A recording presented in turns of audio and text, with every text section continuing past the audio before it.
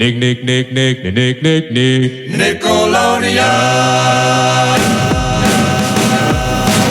From Nickelodeon Studios in Burbank, California, this is the Nickelodeon Animation Podcast. Hi, I'm your host, Hector Navarro. Welcome to the podcast. My guest today is a writer, director, storyboard artist, layout artist, and animator known for creating My Life as a Teenage Robot for Nickelodeon. He also directed episodes of Dexter's Laboratory, the Powerpuff Girls. He was the story editor for My Little Pony, Friendship is Magic, and he was the supervising producer on Gravity Falls. With a resume like that, it's no surprise that a following has been amassed around our guest, Mr. Rob Renzetti.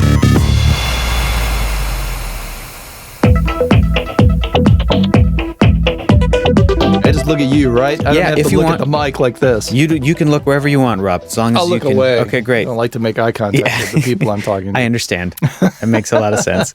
What was the first memory that you have of animation? What did you love as a kid growing up? Well, let's see. How far should I go back? Let's go back all the way to the beginning, which is me as a young kid liking to play with paper dolls, which seems kind of a strange way to start, but I would have coloring books, and I would like the pictures in the coloring books, and I would ask my mother to replicate the pictures in the coloring books so that I could, I don't remember if I colored them before she'd cut them out or she'd cut them out and I'd color them, but then I would play with them as if they were figurines.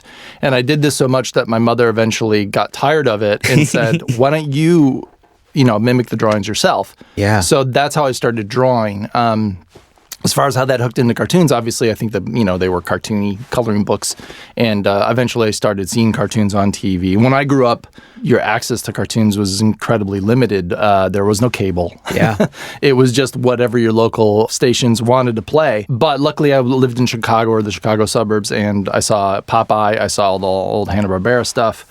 Occasionally, I saw the 60s Felix the Cat.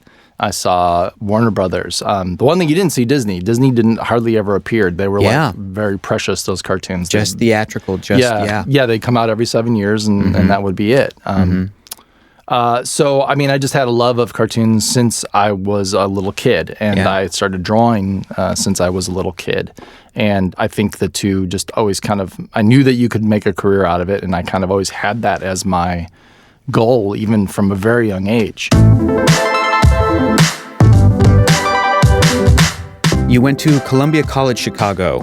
I did. Well, first I went to University of Illinois in downstate. University of Illinois. Champaign-Urbana. And I graduated after 4 years with an art history degree. Cool. Because despite my intention of getting in the graphic design program, I didn't get in. There were I don't know, 100 art. You were all general art majors the first year. Sure. And then everybody got divvied up. And only about everybody wanted to get into graphic design because it was the only thing that had any chance of making money when you were out of school, instead as opposed to being a painter or whatever, where it's like, that's a real gamble. So I became an art history major because I enjoyed my first year art history class. Sure. And by the time I was done with that, I knew I didn't want to do art history. How come? Why not?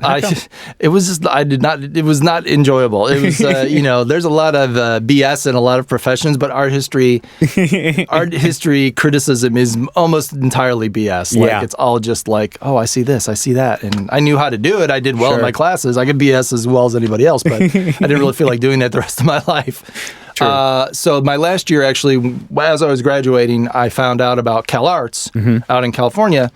And the second half of my senior year, taking The Illusion of Life, I basically made my first animated film. Wow. Because I was told by somebody who I knew who had already gone to the school, hey, they like to see animated films. It was shot by my roommate at the time who was a film major on 8mm. And it was crappy animation, first of all, but it was also a crappy filmed version of crappy animation. I didn't get in that year. So the following year, I'd found out through the same roommate that one of our old roommates' younger brothers was going to an animation program in Chicago. Cool. And that I could get in at the last minute, so I did. Cool. And that person who was also in that animation program was Genndy Tartakovsky. And I had been roommates with his older brother, and we saw each other. We both coincidentally took the same figure drawing class at Columbia, and we recognized each other because we'd met once. And we're like, wait, aren't you Alex's brother? Yeah, weren't you his roommate? And we became friends, and we were just like inseparable. And then we went, the next year we both applied to CalArts. Again, I applied for a second time, and we both got in, and we came out to California together. What is it you guys have in common that you were able to bond? Well, I mean, we both loved animation, obviously, and even though we were in a film program at Columbia, and there was an animation, minor within the film, so I was an animation student for the first time. There were other people around. The fact that we kind of knew each other, and also we just both had the same kind of passion for it. We would spend. We had a teacher, Stan, who had a bunch of old Warner Brothers films on 16 millimeter. Cool. And we could examine them frame by frame and see how they did stuff. That's amazing. So we both had that kind of passion. We had one other friend there, Darren, who had kind of shared our passion. The three of us kind of all were fanatic about this kind of stuff. Yeah. So it was really about enthusiasm and level of enthusiasm. And once we got to CalArts, we both knew our draftsmanship was not as good as most of the people around us. Sure. And we were going to have to work hard, and we kind of have that Midwest spirit of you put your nose to the grindstone and you work. What was that like for you as an artist looking at other artists who I know that I've had this feeling of, oh my gosh, they're blowing me away. I could never do that particular thing. Were you guys just honing in on your strengths? What did you feel like your strengths were? What was your sort of game plan when you made that decision? I don't know if I ever had a game plan. That would be, I could pretend that I did. I mean, when you're looking at people, Craig McCracken was one of them. We met him at CalArts, but that's just one example of people that seemed like they were naturals. Yeah. They just could draw really well right off the bat. A lot of those people, not Craig, but a lot of those people, because it comes easily to them, because they don't have to work at it, they kind of take it for granted, and they think because that came easily to them, the things that would follow, good positions on a show, climbing the ladder, all that should come easily as well. Right. And I've seen, I've been in this industry a long time now. I've seen lots of talented people that don't do well because they think they shouldn't just need to, sit back and it will all come to them. Now, I've seen people that have worked really hard too, and they haven't gotten anywhere as well. So there's obviously a large element of luck and timing in anyone's successful career. But because Genndy and I were not as great at drawing as everybody else around us at that point, we knew if we're going to be even getting close to do well, we're going to have to work hard, and we're going to maybe have to work harder than the people that can do well. The best thing you can do is to rate yourself against yourself. If you are getting better and you are improving, then you're doing what you need to do. Absolutely. It's funny because now there is a generation of people that come out of school with the goal of having their own show. When Craig and Genndy and me were at CalArts in our class, that was not a goal that you had. And we were lucky to come out at the time when it did start happening. And we were all able to eventually do it.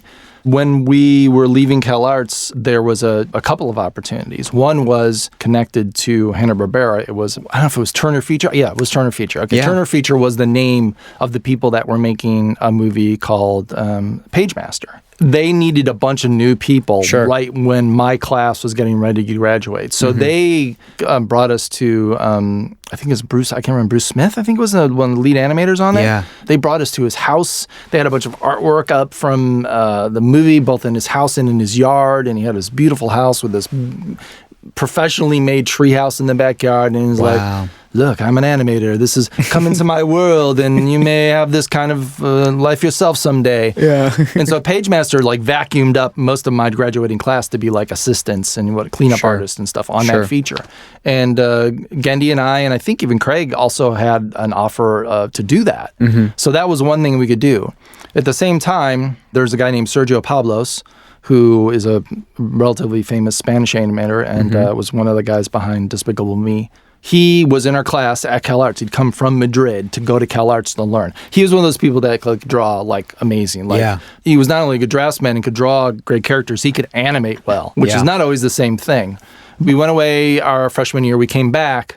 And after we came back, he said, "Hey, I'd worked for this company over the summer in Madrid, and this summer they want to see if they can get some American animators to come over because they're going to have a few episodes of Batman the Animated Series, which was being done everywhere all over the world. They were trying to get that show done as quickly as possible, so they farmed out episodes to everybody. And so Sergio, Genndy, and I decided instead of going to PageMaster, where we would be cleaning up or maybe assistant animating at the best eventually, we could be animators in Spain and actually animate on Batman, who we loved. What a great character. That's a pretty good pitch. I was going to say, how do you top the pitch that you described where you go to the house and you see the whole thing and you see PageMaster and, come and see this stuff? I think that Spain is a pretty good I topper. mean, it was a good opportunity. It didn't turn out to be a great experience because we didn't realize that the company that we were working for was going bankrupt. And they hadn't paid their Spanish animators in about a year. We got suspicious when we got there, and we were promised, like, you'll have an apartment. Well, we were living in a hotel for 2 months. Not in just a hotel, but all in one room in a hotel. 4 of us. And we were supposed to get X amount of dollars or pesos a month or a week. And every time we'd ask for our salary, they'd be like, well, how much do you need this week? Yeah. And they'd give us as little as they possibly could.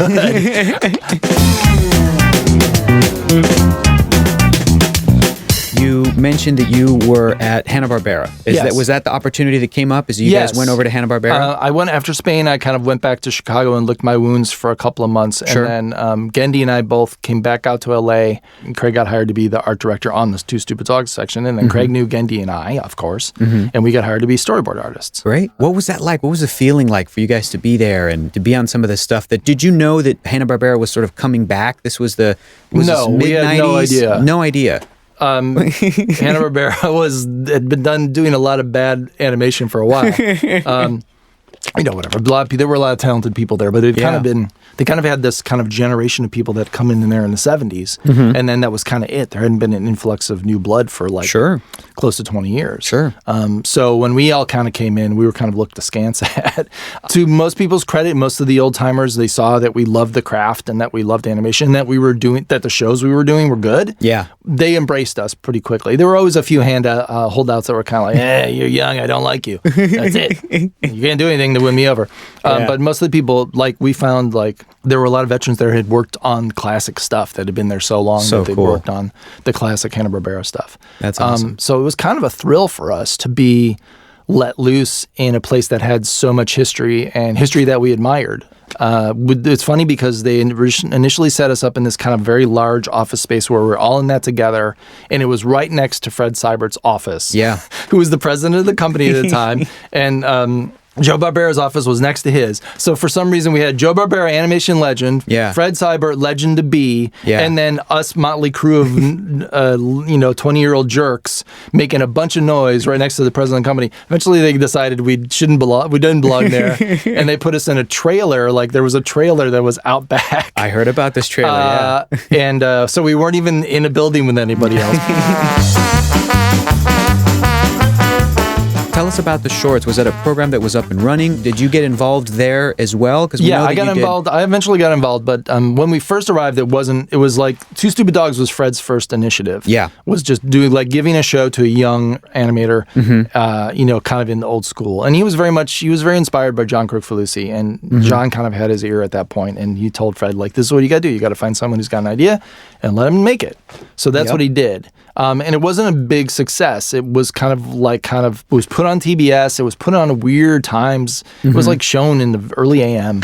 Never really had a chance. And despite that, it actually did better than expected in the ratings, and that's why they did a second season. Cool. But the shorts program, Craig, that was kind of Fred's second initiative. Yeah. Which was, we're going to do a bunch of shorts, and we'll see which ones are good. It was kind of like the opposite of I'm going to gamble. I'm going to put all my money on this one gamble, which was Two Stupid Dogs. And he's like, okay, for my second gamble, I'm not going to put all my money on one thing. I'm going to put my money on a bunch of different things. Yeah. And that was the What a Cartoon That was show. What a Cartoon, yes. Yeah.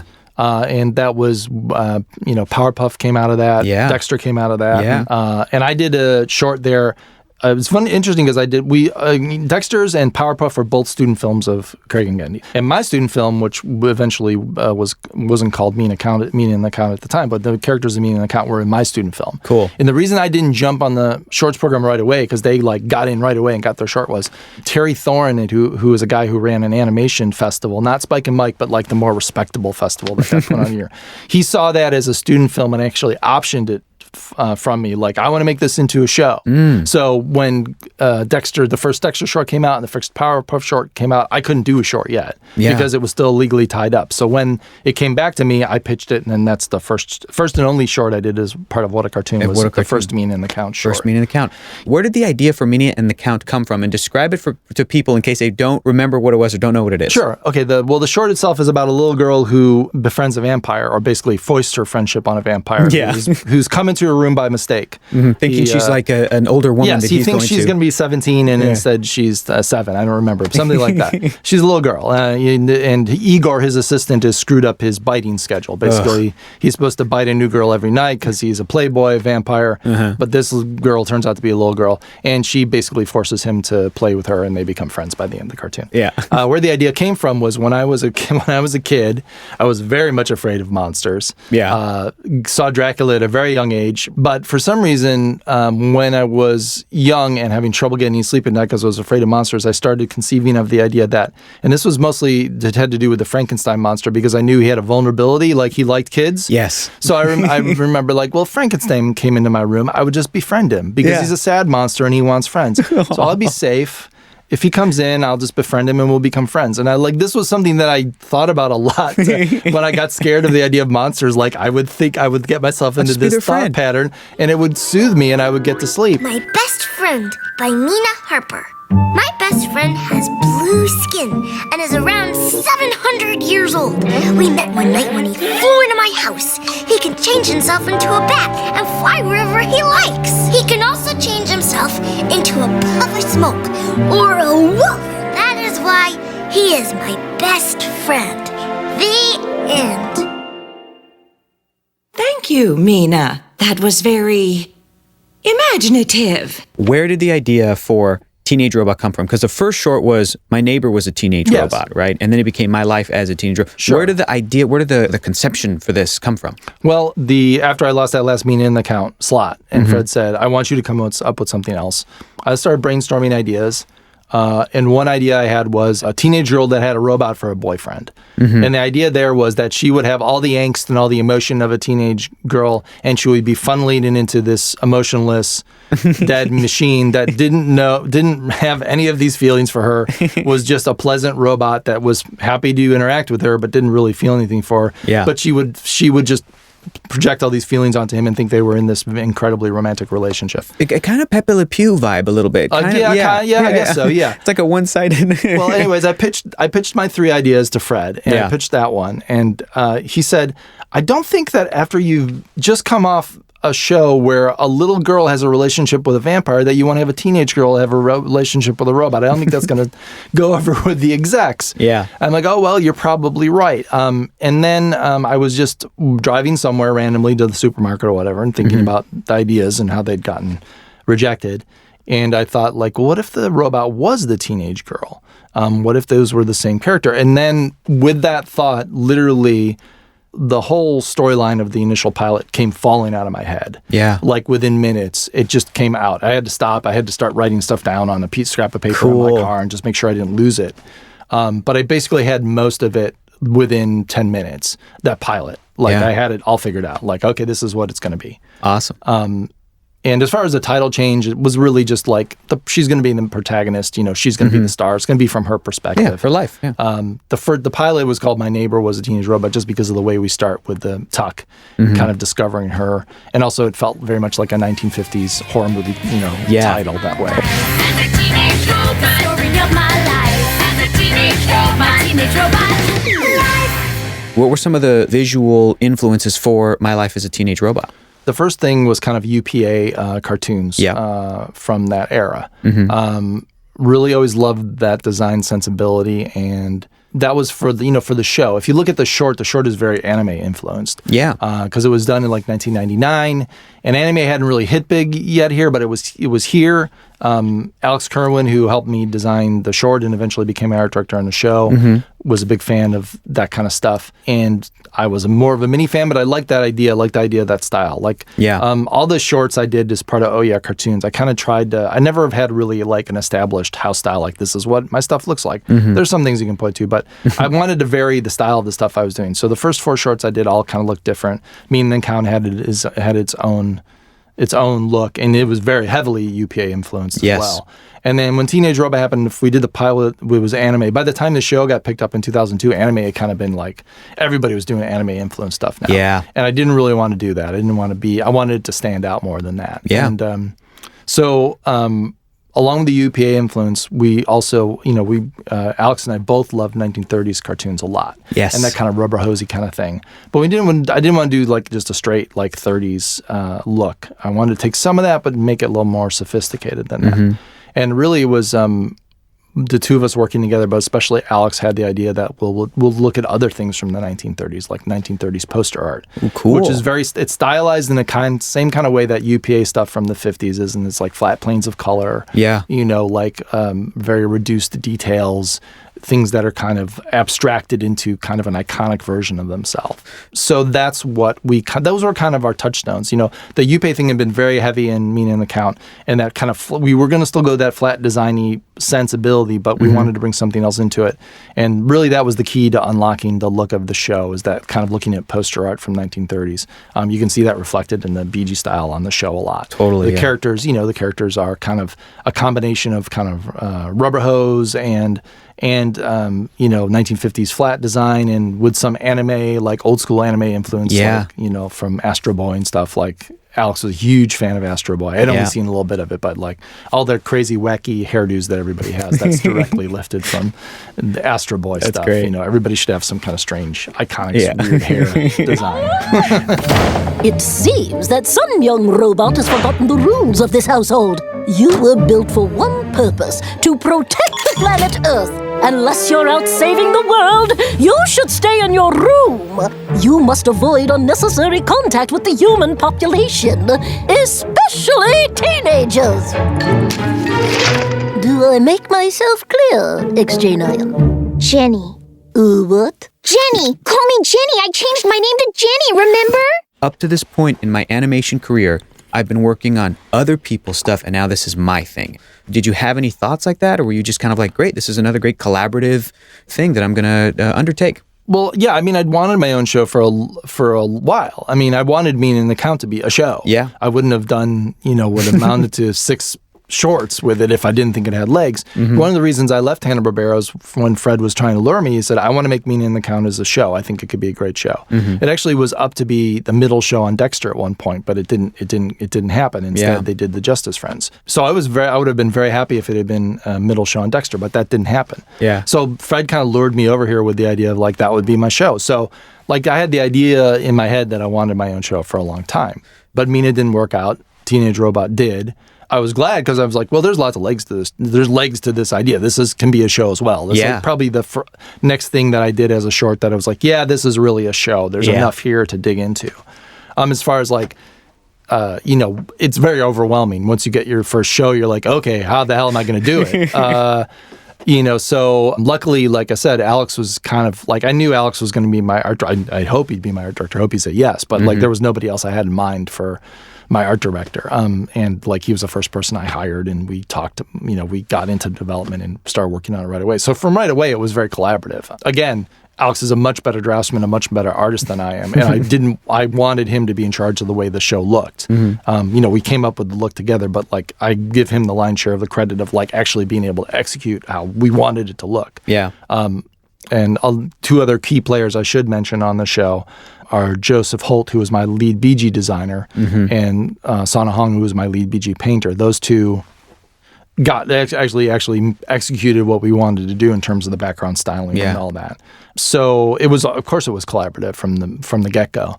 But as the creator of the show, you are swallowed by your show. It swallows your life. There was a good 2-year period where I was working 7 days a week, with maybe, I'd take off holidays. Sure. I'd take off Christmas, maybe take off a couple of days of Christmas.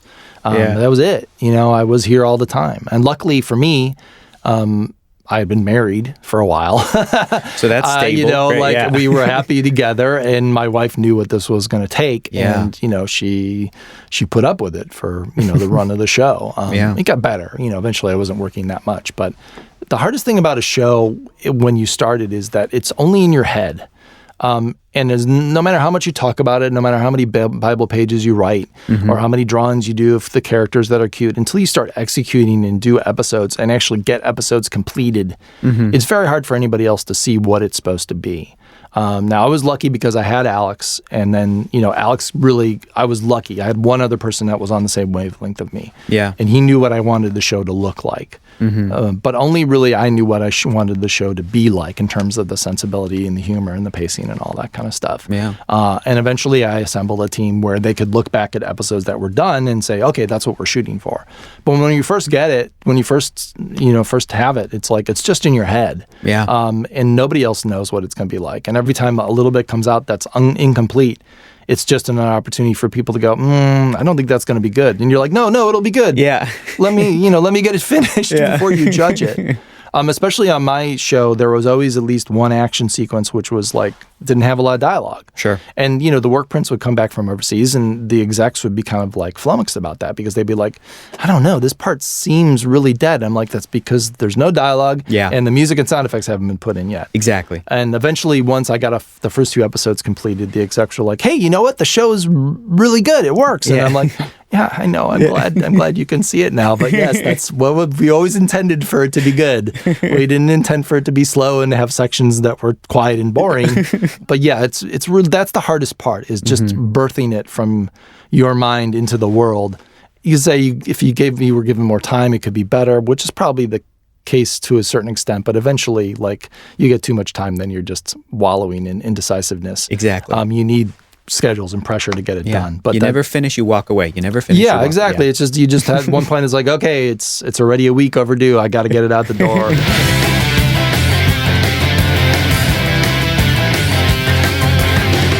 What has the response been like to see people who come up and go, I loved My Life as a Teenage Robot? Well, I mean, it's very gratifying, now that's 10 years later, that there's a lot of people that are old enough, people that I work with that are old enough now to be like, I grew up with your show. I loved it. And that's great. It's great to hear that. It's funny because when our show was coming out, the internet was just kind of blossoming, and we had a show blog called the Teenage Row Blog that we kept up for the run of the show. That's and people a great name. Really, people appreciated it. I would read a little bit of fan feedback, but I tried to keep away from too much of that because I didn't want to.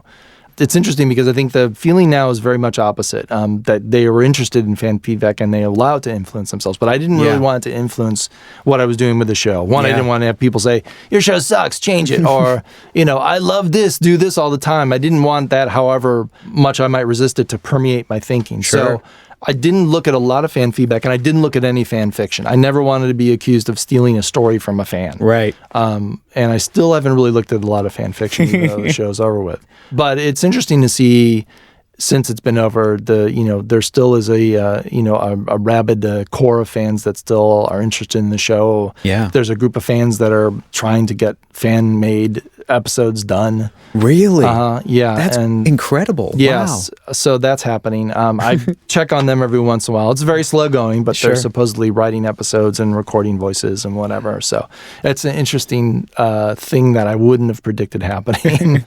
You also worked on My Little Pony: Friendship is Magic. Where were you when you first heard the word brony?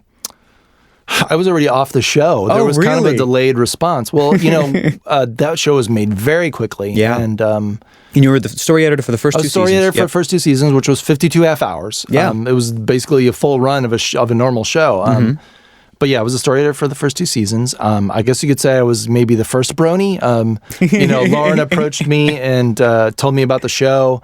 And all I had seen is the very crappy stuff that had been done with My Little Pony before that. But she told me what she wanted to do, and I was really sold on her concept of the characters and very excited about the idea of 6 lead female characters that were all distinctive and different and not just the girl. So it was really exciting. I was really happy to be a part of it. And then it kind of started to pick up after Lauren and I left. She didn't want to do the show anymore, and I wasn't going to do it without her. So I left and moved to Disney, and then kind of that phenomenon kind of really started taking off. There were rumblings of it, but not much. When you were at Disney and you're looking over and you're seeing that fan, what was your take on it? What did you think of that? I mean, it was really flabbergasting. I don't know. It wasn't something we expected. I thought we'd always have adult fans of the show because we weren't trying to write it down to little kids. We're writing it for ourselves. PG-rated stuff that we thought was funny. So I thought, well, any show that we've made and that I've made, I hope has always had adult fans when it's come out, not just kids that watch it now are still fans as adults. So I thought we'd have adult fans. I just didn't think we'd have the brony phenomenon. Yeah. But I couldn't see that coming. So let's talk about seeing the response to Gravity Falls. Has that been a gratifying experience? It's been really gratifying. I mean, one of the reasons I wanted to work on Gravity Falls is that because up until that point, I'd never been on a show where we were allowed to do continuity. I tried to get a little bit in, a very little bit in. Yeah. And there's a little bit in there. What do you think changed? What do you think changed in animation? Anime changed. And Wow. the way anime kind of permeated our culture. And, you know, continuity is king in anime. I mean, most of those shows all are going somewhere. Yeah. They have a beginning, middle, and end. Yeah. And there's a great generation of kids that not only grew up liking that, but expecting that.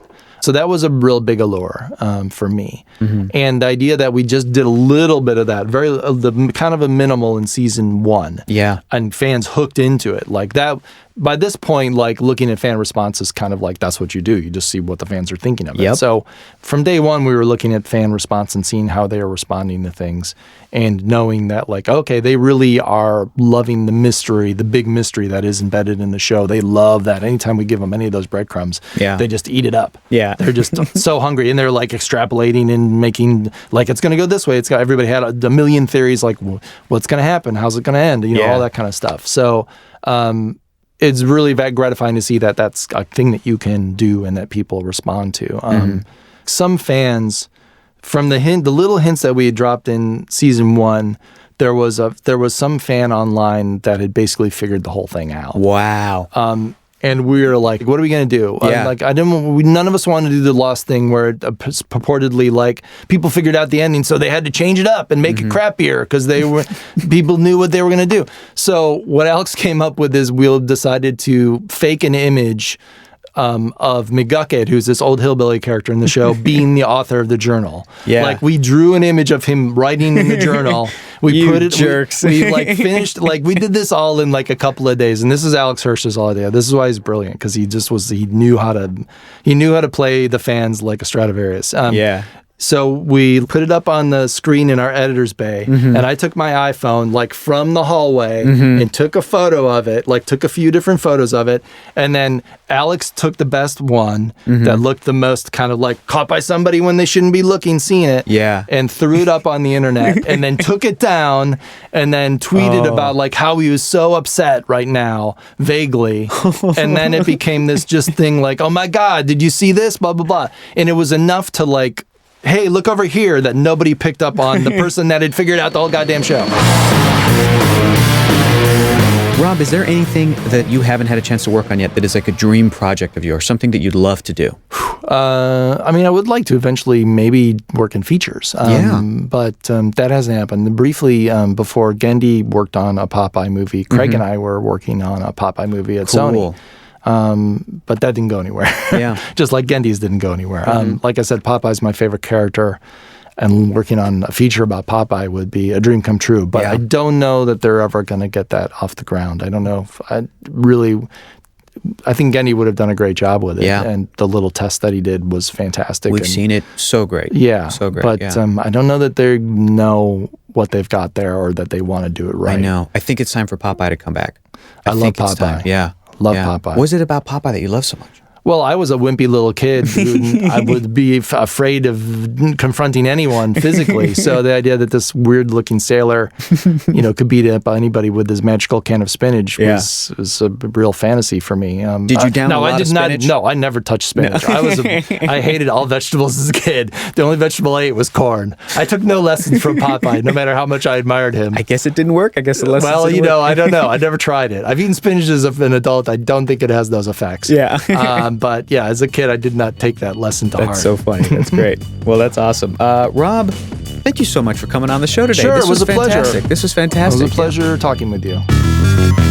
Well, there it is, everybody. Our conversation with Mr. Rob Renzetti. I'm a longtime fan. Guys, thank you so much for continuing to like and share the podcast. If you want, wherever you're getting your podcast from, go ahead and leave a review because it helps us out. Also, don't forget to go to nickanimationpodcast.com for a bunch of cool, awesome, extra behind-the-scenes stuff, including some material from my life as a teenage robot. Thanks to the awesome crew who puts this podcast together.